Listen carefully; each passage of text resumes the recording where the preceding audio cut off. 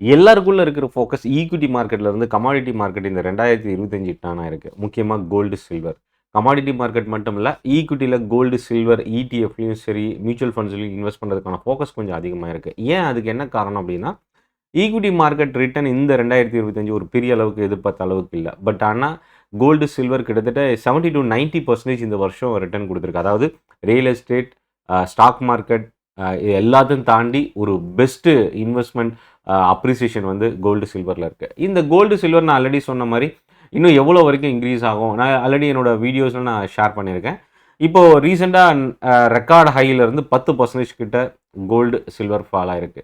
இப்போ இந்த ஃபால் வந்து இன்னும் இறங்குமா, இல்லை மறுபடியும் இது யூ டர்ன் போட்டு மறுபடியும் ரெக்கார்ட் ஹையை தாண்டி இன்னும் ஃபர்தராக இன்க்ரீஸ் ஆகுமா, இதை தான் இந்த வீடியோவில் நம்ம பார்க்க போகிறோம். Chennai trading academy telegram group join பண்ணுறதுக்கான லிங்க் வீடியோட டிஸ்கிரிப்ஷனில் இருக்குது. Stock updates, market updates, training sessions இதெல்லாமே நீங்கள் ரிசீவ் பண்ணணும் அப்படின்னா டெலகிராம் குரூப்பை அந்த லிங்கை கிளிக் பண்ணி ஜாயின் பண்ணிக்கங்க.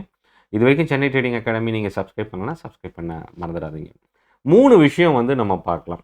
இந்த கோல்டு ரெக்கார்டு ஹை போனது, அங்கேருந்து 10% இறங்குனதுக்கப்புறம் இப்போ யூ டர்ன் போட்டிருக்கு. இப்போ இந்த யூ டர்ன் போட்டதுக்கு 3 காரணம் இருக்குது. அது என்னன்னு பார்க்குறதுக்கு முன்னாடி அமெரிக்காவோட டாலரில் கோல்டோட ப்ரைஸ் எப்படி இருந்தது, இப்போ நம்ம இந்தியன் மார்க்கெட்டில் கோல்டோட ப்ரைஸ் எப்படி இருந்தது, இன்னும் இந்த 2 மாதம் இந்த 2025 முடிகிறதுக்கு இருக்குது. இந்த 2 மாதத்தில் என்னவா இருக்கும் டார்கெட் அப்படின்றதையும் பார்க்க போகிறோம். 2026க்கான டார்கெட்டும் என்னன்றதை பார்க்கலாம்.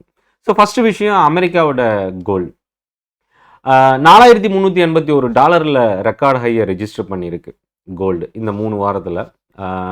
அங்கேருந்து கிட்டத்தட்ட இப்போ இந்த முடிஞ்ச வாரம் மட்டும் பார்த்திங்கன்னா நியர்லி 3% கிட்ட இறங்கியிருக்கு. அதுக்கு முந்தின வாரம் ஒரு 3% இறங்கியிருக்கு. அதுக்கு முந்தின வாரம் 6% இன்க்ரீஸ் ஆகிருக்கு.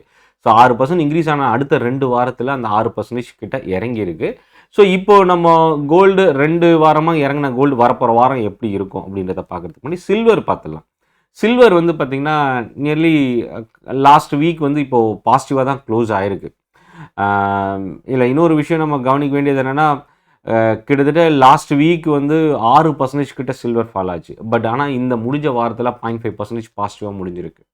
அது ஒரு இம்பார்ட்டன்ட் பாசிட்டிவாக ரிவர்சல் அப்படின்றத பார்க்கலாம். எம்சிஎக்ஸோட கோல்டு பார்த்திங்கன்னா 1,21,000 முடிஞ்சிருக்கு. கிட்டத்தட்ட இதோட ரெக்கார்டு ஹை 1.32 வரைக்கும் போயிருந்தது. அங்கேருந்து இப்போது 10,000 பாயிண்ட் கிட்ட ரெக்கார்டு ஹைலேருந்து $10,000 10 கிராம் கோல்டுக்கு நான் சொல்கிறது. ஸோ அந்த 10 கிராம் கோல்டுக்கு $10,000 கிட்ட இறங்கியிருக்கு. ஸோ அப்போ ஒரு கிராமுக்கு $1,000 ரெக்கார்டு ஹைலேருந்து ஃபால் ஆகிருக்கு அப்படின்னு எடுத்துக்கலாம். சில்வரை பொறுத்த வரைக்கும் 1,70,000 வரைக்கும் போயிருக்கு கரண்ட் கான்ட்ராக்ட். மேபி ப்ரீவியஸ் கான்ட்ராக்டில் இதோட அதிகமாக கூட போயிருக்கலாம். ஸோ இப்போ 1,70,000 போயிட்டு அங்கேருந்து 1,48,000 கிட்ட இப்போ முடிஞ்சிருக்கு. இது வந்து பார்த்திங்கன்னா நியர்லி ஒரு $22,000 ஒரு கிலோவுக்கு வந்து ஃபால் ஆகிருக்கு. இப்போது இந்த கோல்டு, சில்வர் ஃபால்லேருந்து மறுபடியும் ரெக்கவர் ஆகிறதுக்கு என்ன காரணம்? 3 விஷயம் நம்ம இதில் பார்க்கலாம். ஒன்று, federal reserve 25 basis points rate cut பண்ணியிருக்கிறது. பணப்புழக்கம் அதிகமாகும். அப்படி வரும்போது ஈக்விட்டி மார்க்கெட்டுக்கு அது ஒரு பாசிட்டிவ் இம்பாக்ட். ஈக்விட்டி மார்க்கெட்டுக்கு பாசிட்டிவ் இம்பாக்ட் அப்படின்னா டாலருக்கு பாசிட்டிவ் வரும்போது அது கமாடிட்டி மார்க்கெட்டுக்கும் கோல்டு, சில்வருக்கும் ஒரு செட்பேக். ஸோ அதனால தான் வந்து பார்த்திங்கன்னா இந்த இம்பேக்ட் வந்து ஒரு நெகட்டிவ் இம்பேக்டாக டேர்ன் ஆச்சு. பட் ஆனால் அதுக்கப்புறம் இப்போ மறுபடியும் ஒரு பவுன்ஸ் பேக்.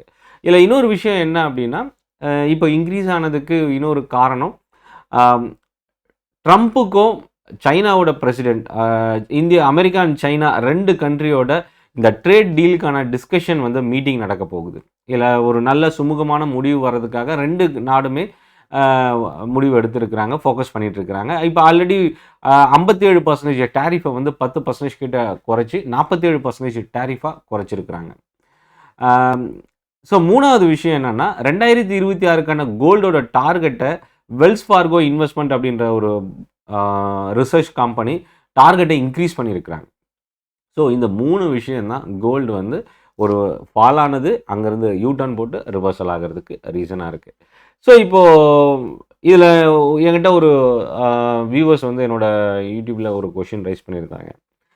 கோல்டு வந்து ஜுவல்லரியாக வாங்குறாங்களா, பாராக வாங்குறாங்களா, இல்லை காயினாக பர்ச்சேஸ் பண்ணுறாங்களா, சென்ட்ரல் பேங்க் ரிசர்வ் எவ்வளோ வச்சுருக்கிறாங்க, ஸோ இதோட மொத்த பிக்சர் என்ன அப்படின்றது எல்லாருக்கும், அவருக்கு மட்டும் இல்லை எல்லாருக்குமே ஒரு கொஷின் இருக்குது. இல்லை இன்றைக்கும் வந்து நம்ம இந்தியா மட்டும்தான் ஜுவல்லரி யூஸ் பண்ணுறாங்க அப்படின்னு நினச்சிட்ருக்கோம். ஆல் ஓவர் த குளோபலில் 54% கோல்டு வந்து ஜுவல்லரியாக தான் யூஸ் பண்ணுறாங்க. அடுத்தது 21% வந்து காயினாவும் பாராவும் யூஸ் பண்ணுறாங்க.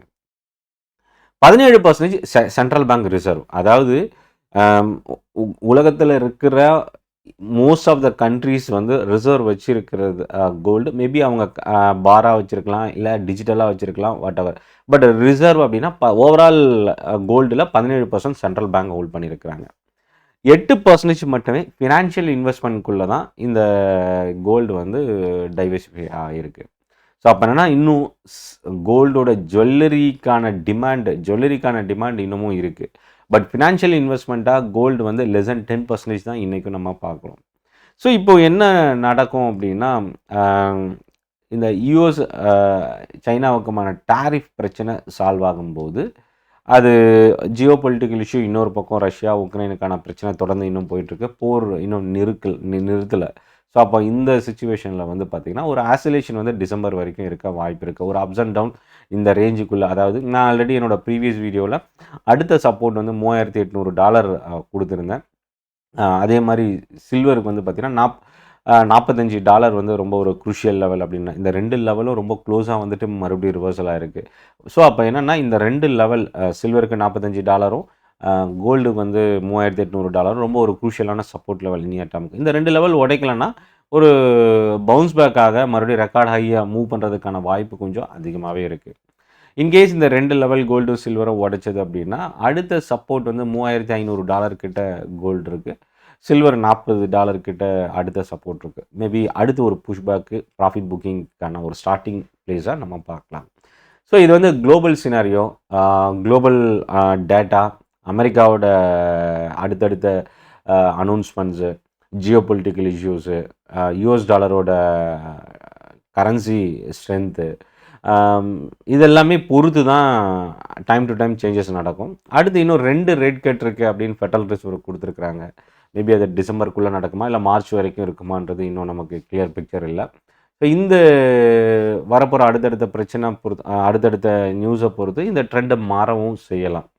ஸோ தொடர்ந்து டெலகிராம் சேனலில் ஜாயின் பண்ணிக்கங்க. இதை பற்றின டீட்டெயில் அப்டேட்ஸ் நான் கொடுக்குறேன். இந்த வீடியோ பற்றின உங்களோட ஃபீட்பேக்கை கமெண்ட்டில் போஸ்ட் பண்ணுங்கள். கோல்டு அடுத்த டார்கெட் டிசம்பர் வரைக்கும் எவ்வளோ போகும், இல்லை அடுத்த 2026 கோல்டோட டார்கெட் என்னன்றதை கமெண்ட்டில் நீங்கள் ஷேர் பண்ணுங்கள். நன்றி, வணக்கம்.